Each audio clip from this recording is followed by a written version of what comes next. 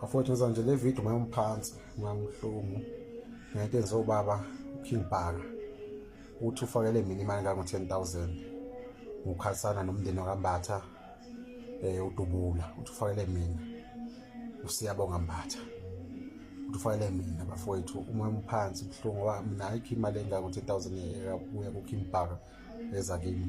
kangokuthi ngixhumana naye lo baba uthi ufake kanjani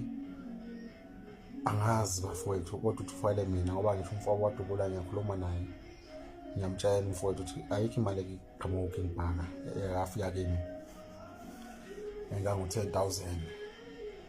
bafowethu ibuhlungu into ezelo baba ngisho amavidiyo ami bafowethu angathi ayalumela nami benginokukhuluma kabi la TikTok ngiwakhiphile le video okugcina ngikhuluma mina ngumlandeli kaMthandeni ngizizela amavidiyo ngengoma zaMthandeni angisophinde ngikhulume ngithi ubani nengoma ephansi ngizoyincomela uMthandeni mangincoma ngithi ingoma kaMthandeni emnandi ngamqhathanisi namuntu omunye umuntu bafowethu ibuhlungu into enzalayo ibuhlungu into ezelo baba uKing Bhaka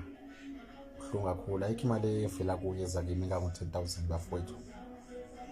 ibuhlungu lanto bafowethu yenziwa njani into kanje bafowethu ngivulela icase or ngenze njani ibuhlungu bafowethu ibuhlungu kakhulu ngoba manje sengizoba umuntu omubi ubafo abaDubula ngento engayazi ngento engekho kodwa ngiyakhuluma nabo bafowethu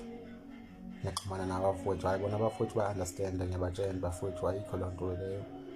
ayikho into ekhuluma ubaba lo King Bhaka into engekho bafowethu asivotele uMthandeni asivotele umuntu uyazi uyihola phambili lapho ku-top 10 ukhozi bafowethu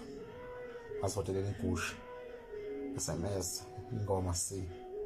bafowethu asivoteleni igusha ubuhlungu lento enzelo baba kakhulu.